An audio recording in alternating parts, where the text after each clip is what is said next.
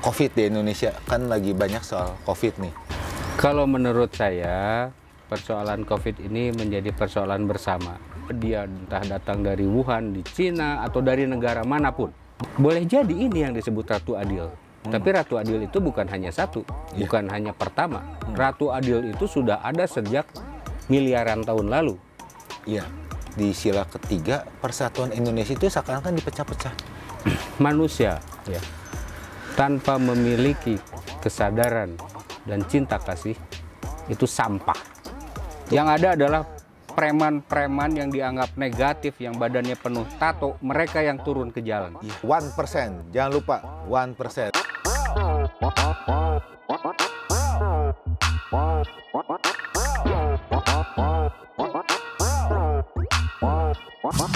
Selamat datang di YouTube channel saya, Bos Sugi. Hari ini kita mengunjungi tokoh masyarakat, dosen juga, orang tua saya, orang tua di rasa menjadi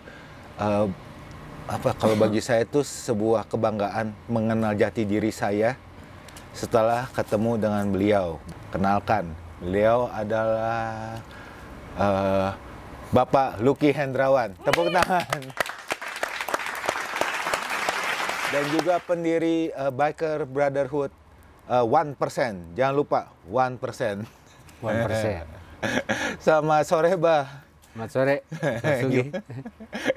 Ganteng Kacamata. Sebenarnya Babah tegang sekarang.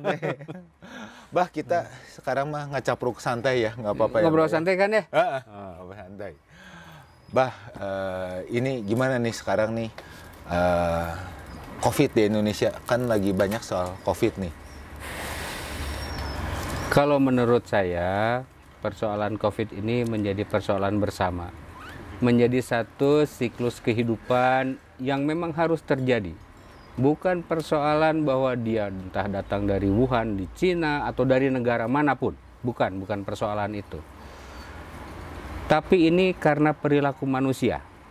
Nah, perilaku manusia yang sudah tidak selaras dengan kehidupan di ruang kebumian ataupun dalam ruang kesemestaan, maka semesta itu sudah miliaran tahun mungkin ya, mungkin triliunan tahun, semesta ini sudah punya cara kerja sendiri untuk mendaur ulang. Nah, kalau di bumi kita ini, orang-orang yang tugasnya bilanglah sudah selesai, atau yang ceroboh, atau yang bahkan mungkin yang sudah tidak berguna. Oke. Nah, itu semesta akan bekerja dengan sendirinya sehingga mereka dipanggil pulang. Oke. Karena tugasnya sudah selesai, apapun bentuknya. Ada yang bersifat sebuah kewajiban ya di dalam hidup, karena saya yakin semua manusia yang lahir di muka bumi itu bukan orang biasa. Tidak ada yang lahir biasa-biasa saja, itu tidak ada. Semua manusia itu luar biasa. Tapi ketika mereka menyalahi jalur hukum alam, hukum semesta, ya terpaksa. Akan ada perubahan di dalamnya, Bah.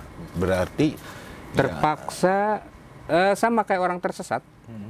Tersesat, hilang. Harus dieliminir. Dieliminir. Ya. Nah, Bah, hubungannya dengan budaya kita sekarang apa, Bah? Kaitannya dengan kebudayaan kita, bahwa persoalan virus, bakteri, dan lain sebagainya, leluhur kita itu sudah menemukan berbagai jenis virus, bakteri, dan lain sebagainya, tapi tentu dengan istilah mereka di zaman dulu ya. Kenapa? Karena obat-obatannya pun sudah ada kok di kita. Ya, contohnya matahari cukup, tumbuhan cukup, ya. Tumbuhan obat-obatan terutama itu juga sangat mencukupi.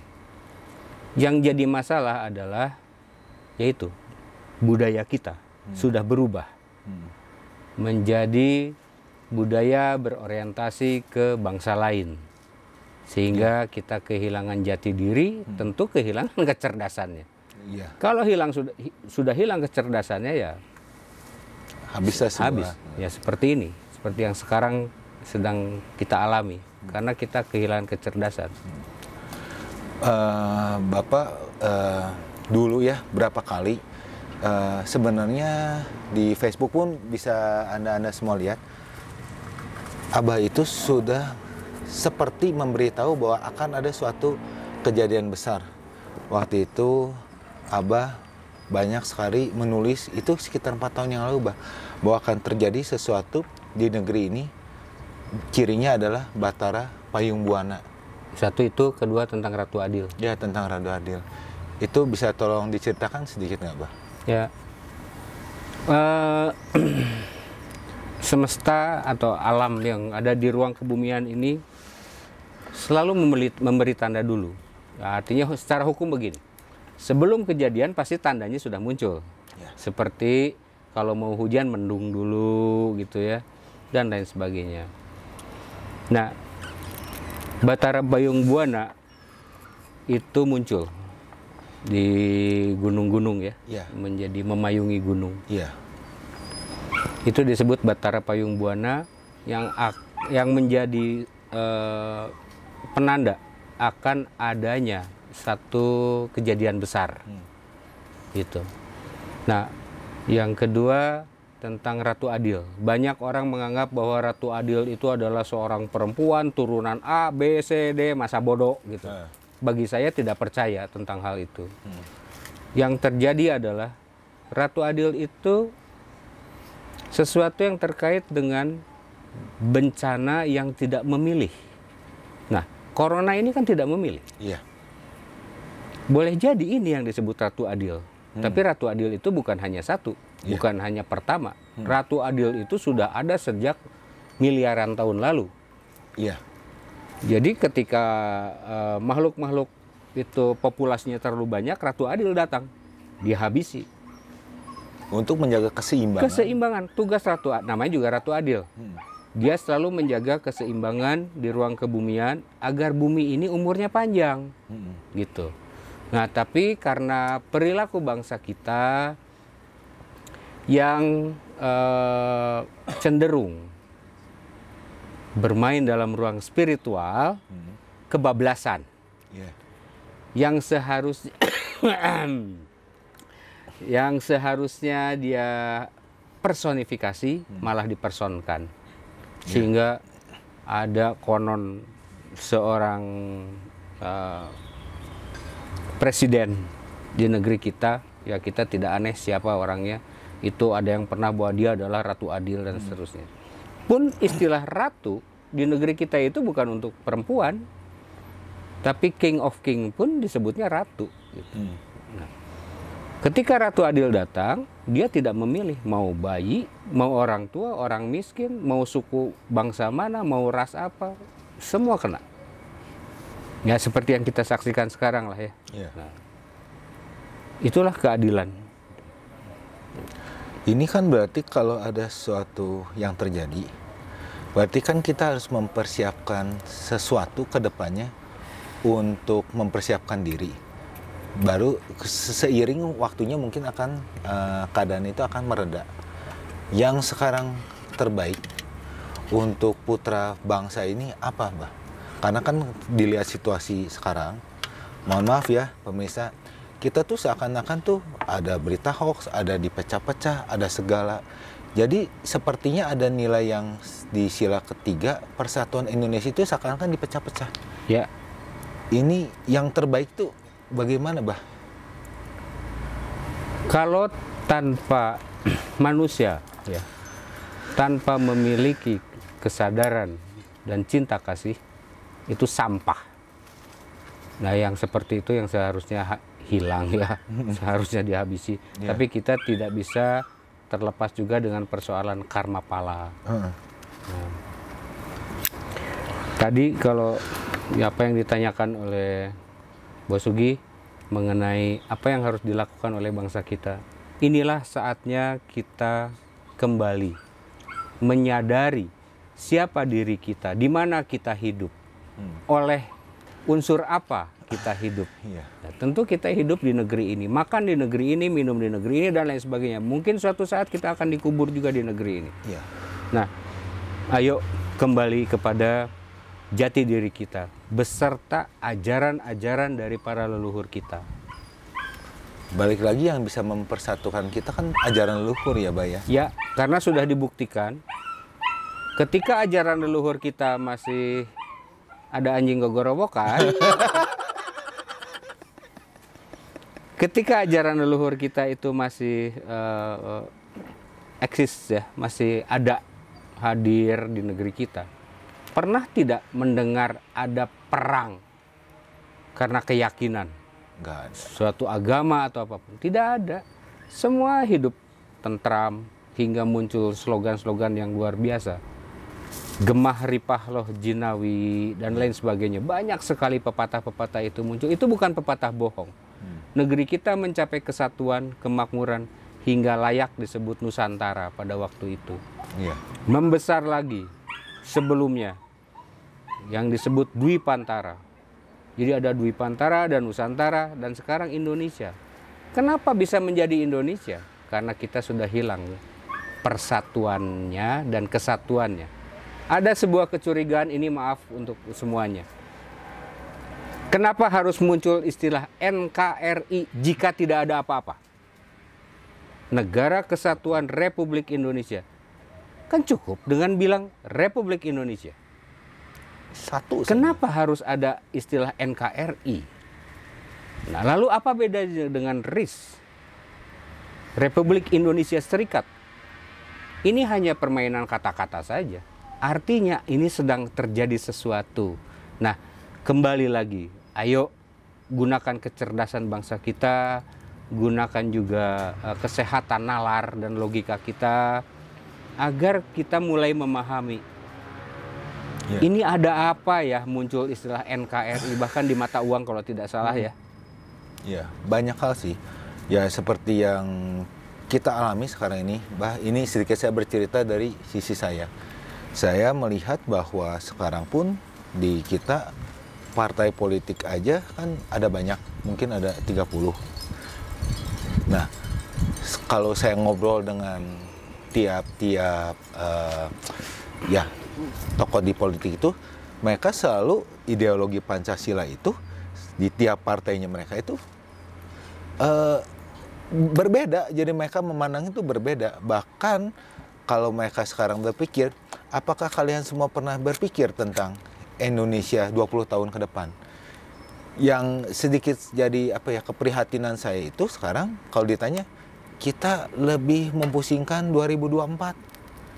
Lah, saya tuh kadang-kadang suka bertanya, apa ini politik jadi di pemerintahan tuh mikirnya hanya bagaimana menjadi pemenang, kenapa nggak berpikirkan gimana kita bisa berdaulat?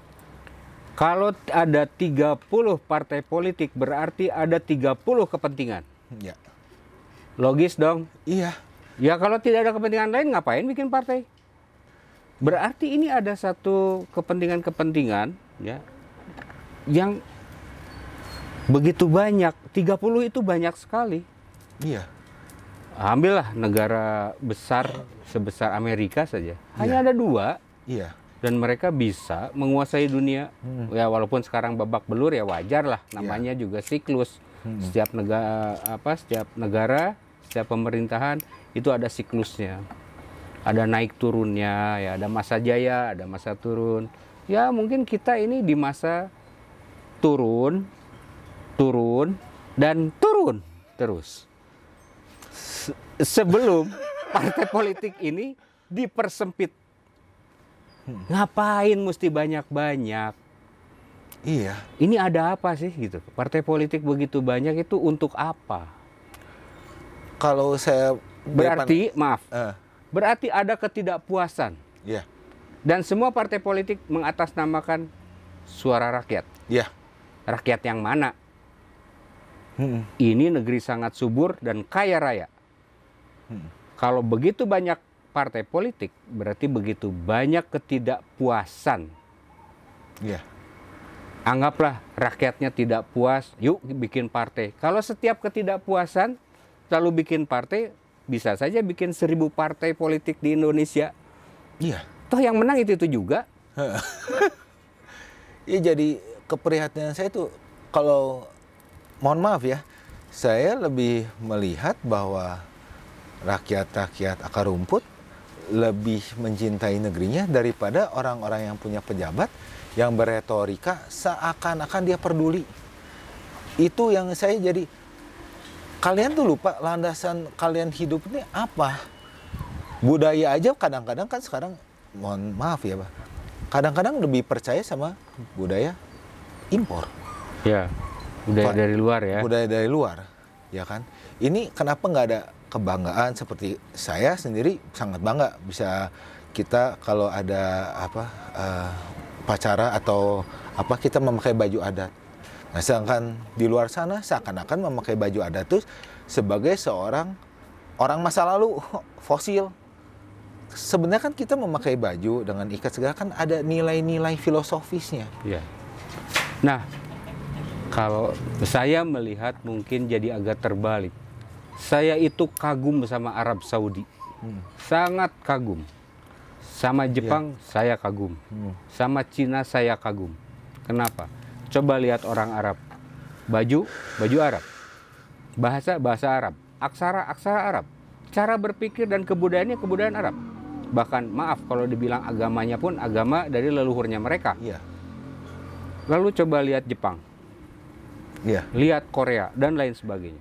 Termasuk India.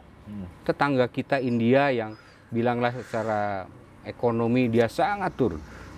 Mereka tidak harus menggadaikan kebudayaannya. Iya. Bahasanya bahasa India. Aksaranya aksara India juga. Budayanya budaya India. Keyakinannya keyakinan India. Masa bodoh negara lain mau ngomong apa? Iya. Nah, lalu coba kita lihat dari fenomena lain. Ketika Cina mengangkat ke panggung dunia, semua negara ingin tampil di panggung dunia. Iya. Cina berhasil. Awalnya Amerika karena mereka kan pakai mereka tidak punya kebudayaan. Iya. Karena mereka kebudayaannya comotan, gitu. Amburadul lah. Iya. Gitu. Tapi mereka dengan begitu cepat memperbaiki diri, bahwa mereka berlandas kepada teknologi dan industri. Mereka berhasil. Lalu mereka menyajikan film-film yang bernuansa teknologi. Iya. Ya itulah brandnya mereka pada akhirnya. Seakan-akan semua harus logis. Ya. Kayak misalnya adanya Superman dan lain sebagainya tidak terjadi dengan bertapa gitu terus jadi sakti, enggak gitu. Ada sesuatu yang bisa dimainkan secara logis walaupun mungkin juga tidak logis. Lalu film India. Film India sama. Mereka menyajikan gaya India. Mau lagi perang harus nyanyi dulu, masa bodoh gitu. Lalu Cina. Film apapun satu pakai bahasa Cina. Iya. Ya. Kemudian muncul seni bela dirinya. Ya. Masa bodoh seni bela dirinya konon dari A, dari B, dari C, terserah. Tapi mereka mengangkat itu. Lalu tulisannya. Iya. Nah sekarang ayo refleksikan ke bangsa kita. Aksara, alfabet. Iya. Kenapa tidak ada usaha pemerintah untuk menghidupkan kembali jati diri bangsa kita melalui aksara? Karena kalau sudah hilang aksara, pasti hilang bahasa. Iya. Hilang bahasa, sudah pasti hilang sebuah bangsa. Jadi bisa dikatakan bahwa kita sedang kehilangan jati diri bangsa. Itu dasarnya. Maka kalau Pancasila kita sodorkan, itu sudah sangat luar biasa Pancasila itu. Iya.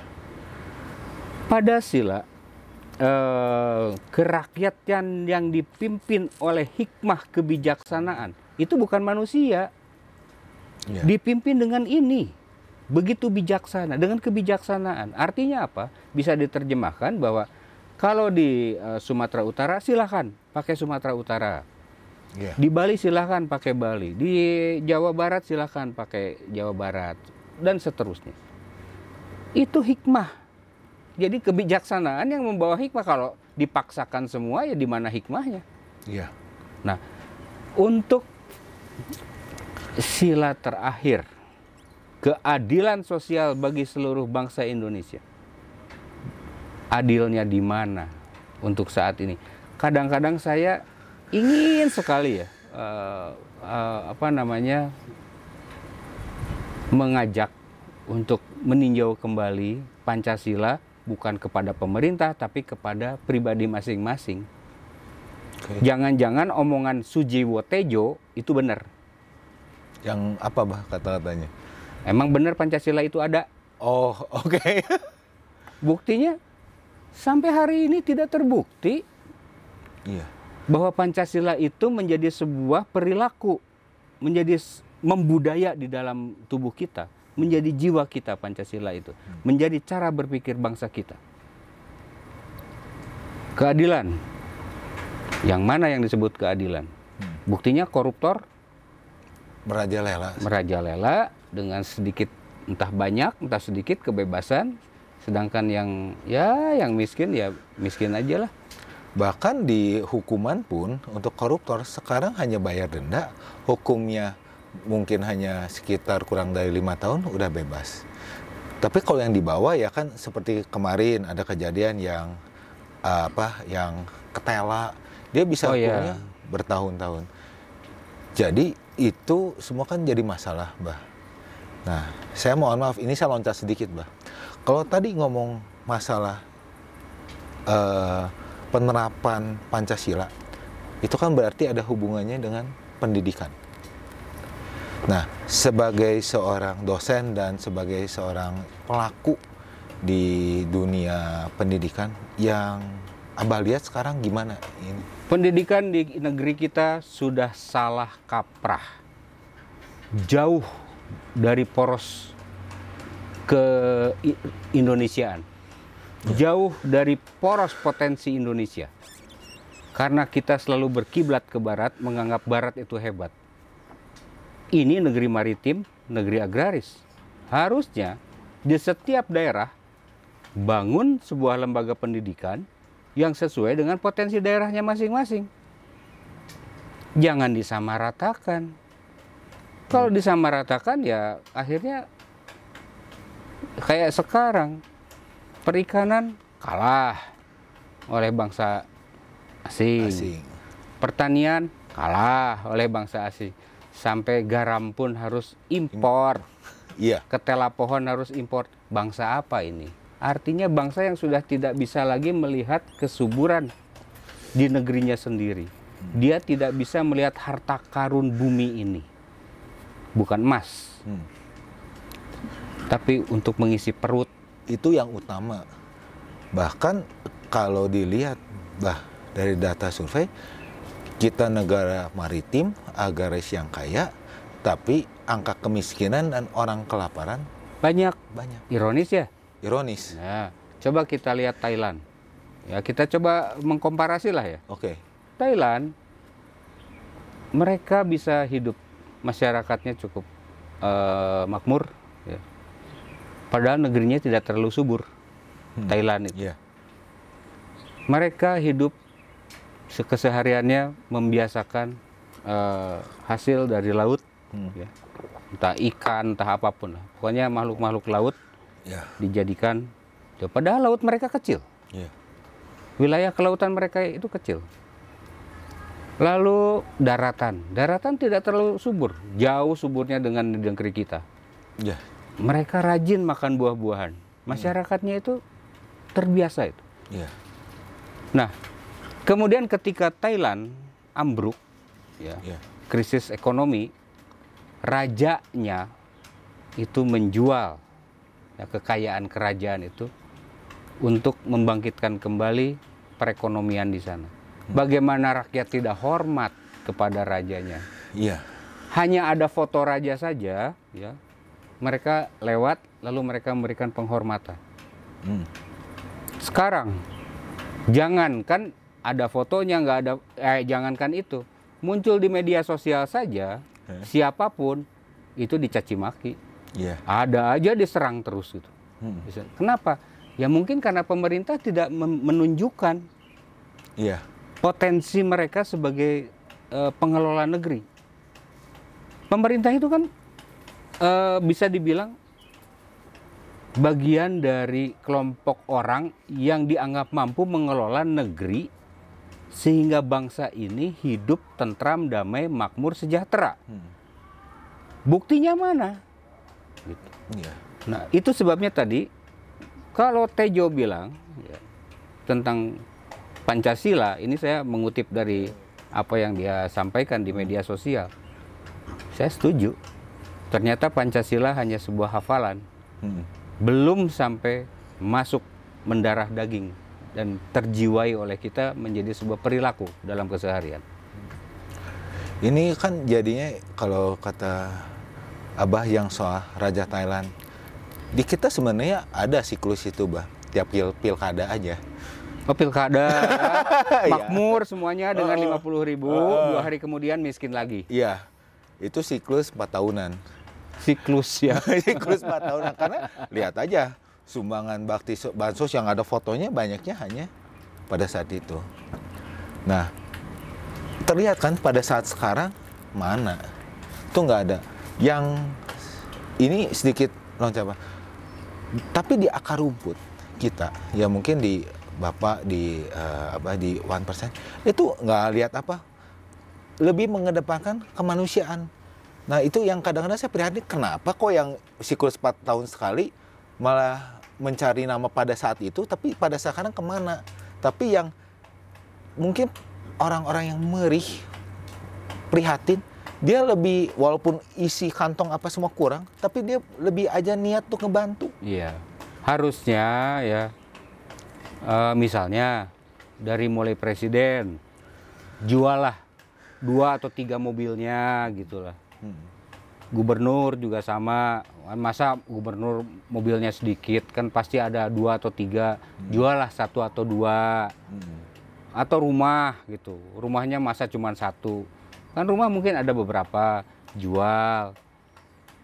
Ya, Berikan satu rasa welas asih daripada mengumpulkan apa yang dia pakai selama ini ya, yang dia kumpulkan selama ini, cobalah disebarkan ke masyarakat, turut menikmatinya.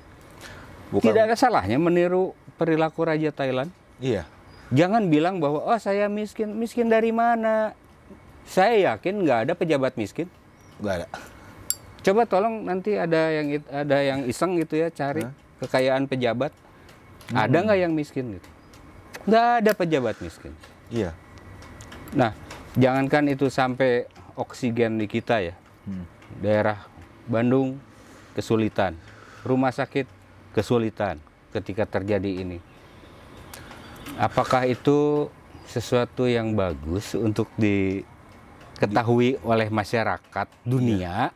Gitu kan kurang ya. Iya. Kurang asik lah kalau masyarakat dunia sampai tahu masalah itu. Iya.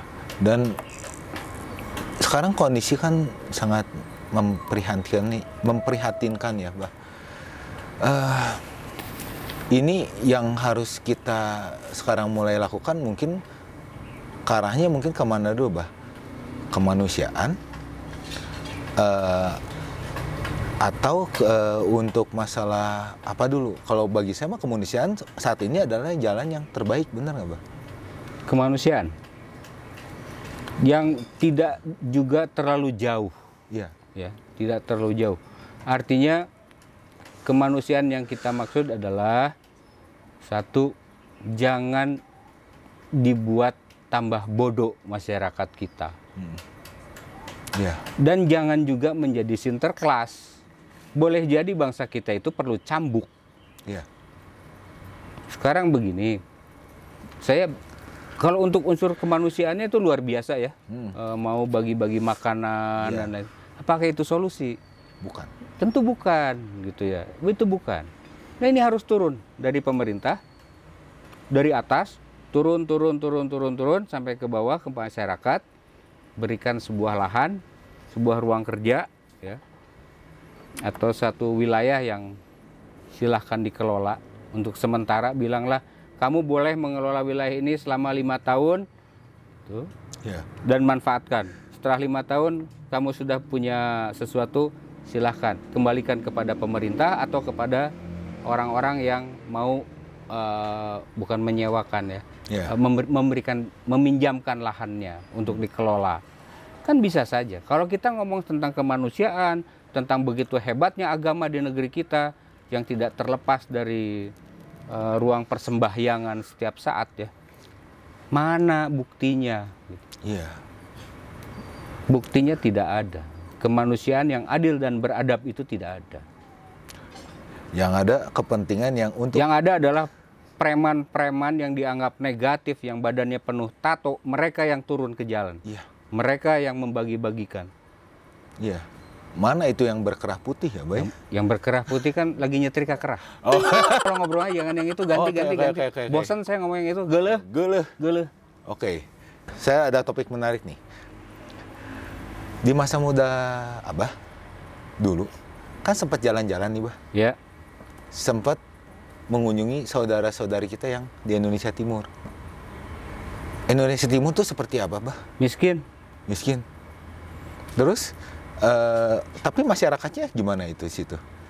Masyarakatnya tidak banyak protes, karena pendidikannya pun tidak standar dengan yang ada di Pulau Jawa. Emang sengaja dibedain atau gimana, Bah? Ada kemungkinan begitu.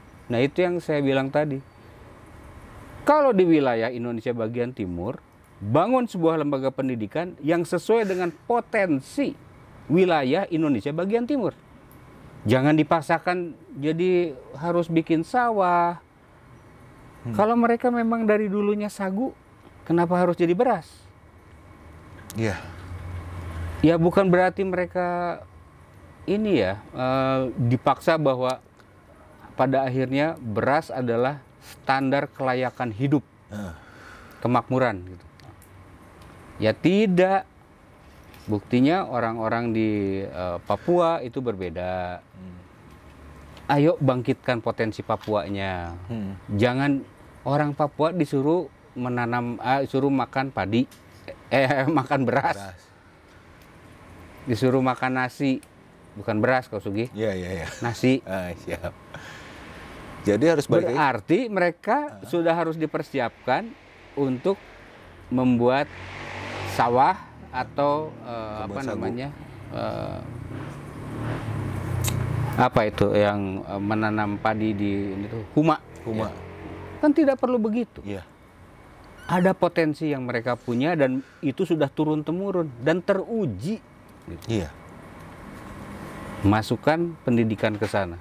Jadi kecerdasan bangsa kita itu menjadi bangkit lagi sesuai dengan kekayaan alamnya masing-masing.